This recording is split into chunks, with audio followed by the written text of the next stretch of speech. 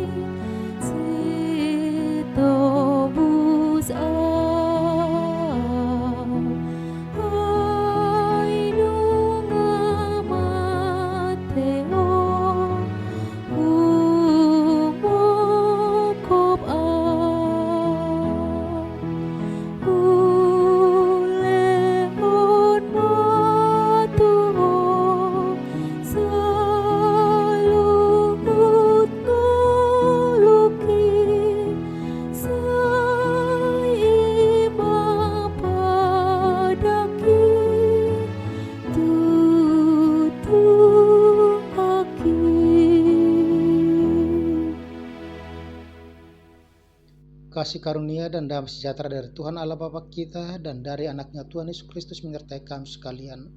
Amin. Damang dainang, saudara-saudara yang kasih oleh Kristus, firman Tuhan untuk kita pada hari Rabu 29 Juni 2022 tertulis dalam 1 Korintus 3 ayat 10. Sesuai dengan kasih karunia Allah yang dianugerahkan kepadaku, aku sebagai seorang ahli bangunan yang cakap telah meletakkan dasar dan orang lain membangun terus di atasnya. Tetapi tiap-tiap orang harus memperhatikan bagaimana ia harus membangun di atasnya. Hobartu asini rohani debatana nilihon na ituau, hupauli ojani, songobinahen ni pade bagas na bisuk, na asing domuse pajongjong bagasi, alay ganup ma mamatahon manang beha pangulaon na disi. Demikian pembacaan firman Tuhan. Saudara-saudara yang dikasihi oleh Kristus, damang dainang, di dalam masa panen padi, maka akan ada satu kegiatan yang disebut masa panen itu, kegiatan panen di tengah sawah, di mana dalam kehidupan orang Batak akan dilakukan dengan sistem marsiadapari, memanggil orang lain untuk bekerja di sawahnya, memanen padi itu beberapa orang. Kalau luas maka semakin banyak orang yang dia undang untuk ikut. Dan kegiatan satu hari adalah untuk menyabit dan mengumpulkan berkas-berkas padi. Dan mereka akan mengumpulkan itu dalam satu tempat yang agak datar dan kering. Dan disitulah nanti akan dilakukan pemisahan antara padi dari berkas-berkasnya. Di situ dikatakan bahwa mereka mengumpulkan itu dan ada beberapa orang yang bertugas pada saat itu. Begitu juga dengan besok harinya mereka akan membanting, memisahkan. Tetapi sebelum masuk hari H, sebelum mereka meninggalkan hari pertama yang dikatakan itu mereka sudah menyabit padi dan mengumpulkan, maka ada yang disebut dengan petugas di tengah-tengah kehidupan mereka itu, pekerjaan itu, yaitu yang disebut dengan mabahin luhutan. Dan dari sana ada satu filosofi hidup orang Batak di mana dikatakan salah damadasor sega luhutan. Kalau salah meletakkan pondasi, membangun pondasi, maka bangunan tidak kokoh, melainkan akan gampang goyah, roboh. Itu sebabnya seorang yang dapat membangun pondasi, maka dia adalah seorang yang mempunyai keahlian. Dalam kehidupan panen itu dikatakan di situ ada seorang yang mau membuat luhutan.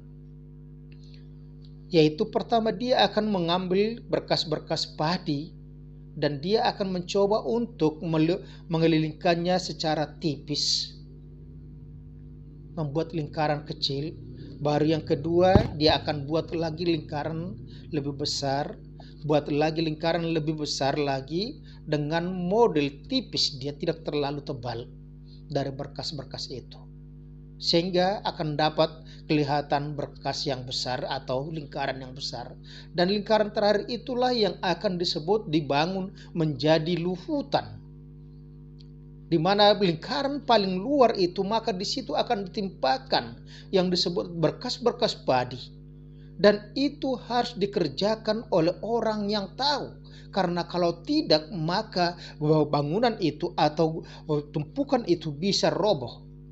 Oleh karena itu dikatakan ada petugas yang membangun dasarnya, ada petugas yang mengangkat berkas-berkas dari pematang sawah, dan dia akan mengumpulkan itu, menyusun itu, sehingga itu menjadi suatu lingkaran yang besar, yang tinggi dan kokoh. Dan ketika panen juga, ketika mereka akan membanting itu, memisahkan berkas daripada padi itu, dikatakan di situ mereka akan mengeluarkan itu seakan-akan yang terakhir ditimpakan ke dalam luhutan itu, itulah yang akan dikeluarkan pertama, sehingga semua berjalan dengan baik.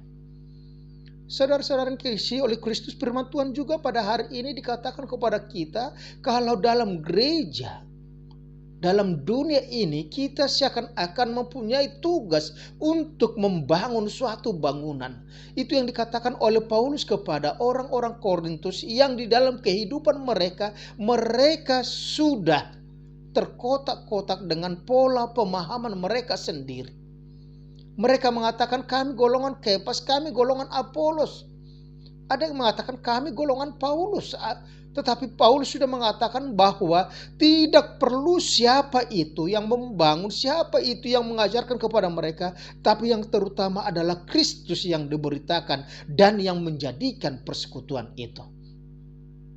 Hari ini firman Tuhan mengatakan kepada kita di dalam kehidupan kita, di mana dikatakan di situ sesuai dengan kasih karunia Allah yang dianugerahkan kepadaku.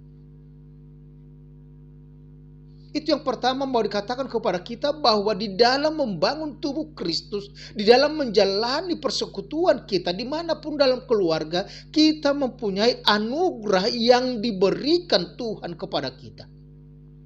Kita mempunyai kasih karunia, kita mempunyai talenta-talenta yang diberikan Tuhan, yang dikatakan itu adalah unik bagi setiap orang.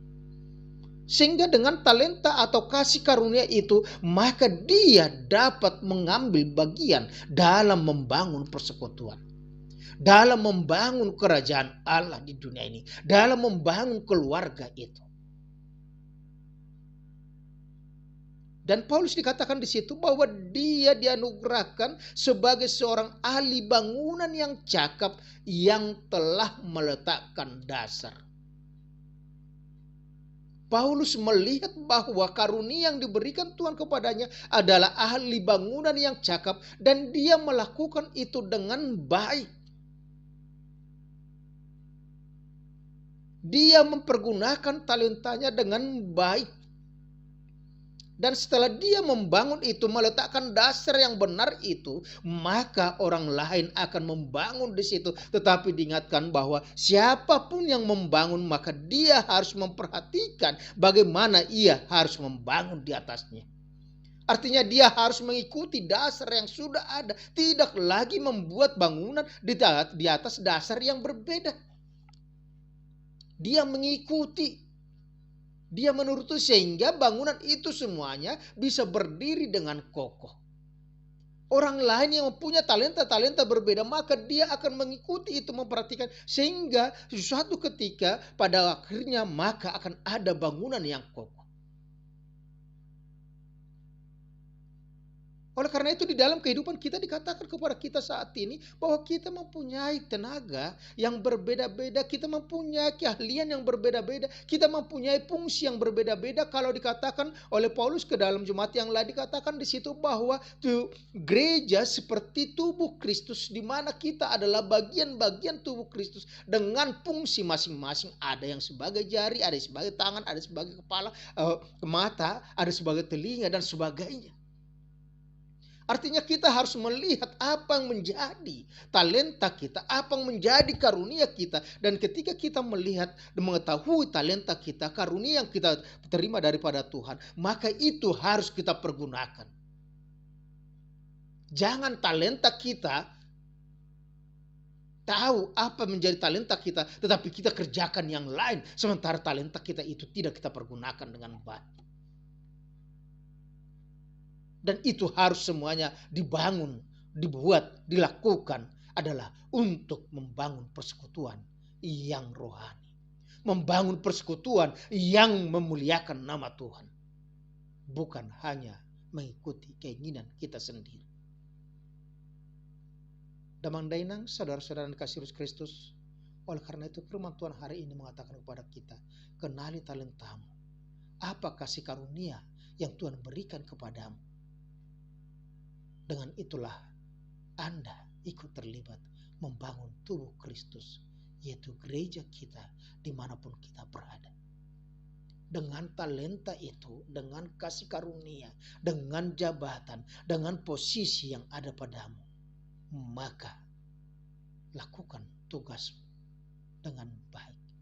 Sebagai seorang ayah di rumah, lakukan tugasmu sebagai seorang ayah yang memberikan nafkah kepada keluargamu. Sebagai seorang ibu, lakukan tugasmu sebagai seorang ibu di rumah yang menyediakan segala keperluan rumah tangga, sehingga anak-anakmu, suamimu, dan siapapun yang ada di rumahmu, yang datang ke rumahmu, merasakan bahagia sukacita. Sebagai seorang anak, lakukan tugasmu untuk senantiasa menghormati orang tua, membantu pekerjaan di rumah. Di dalam gereja ada begitu banyak talenta-talenta kita, ada begitu banyak kesempatan-kesempatan untuk ikut melayani, dan layanilah Tuhan dengan talentamu, dengan sepenuh hatimu, bukan karena upah, bukan karena melihat apa yang menjadi dampak untuk kita, tetapi semuanya untuk kemuliaan Tuhan.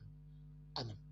Terima kasih Tuhan jika hari ini Engkau telah mengingatkan kami supaya kami mempergunakan talenta kasih karunia yang Tuhan berikan kepada kami untuk ikut terlibat dalam pelayanan gerejamu, untuk membangun persekutuan kami di rumah maupun dalam organisasi yang kami ikuti, karena Tuhan telah memberikan itu kepada kami, sehingga bangunan itu kokoh, kami bisa melakukan tugas-tugas kami sesuai dengan dasar, yaitu Yesus Kristus sendiri yang adalah jalan satu-satunya menuju kerajaan surga. Dalam nama Tuhan Kristus kami berucap syukur. Amin. Anugerah Tuhan kita Yesus Kristus, kasih Allah Bapa, dan persekutuan dengan Roh Kudus menyertai dan berkati engkau sekarang sampai selama-lamanya. Amin. Horas, Tuhan Yesus memberkati.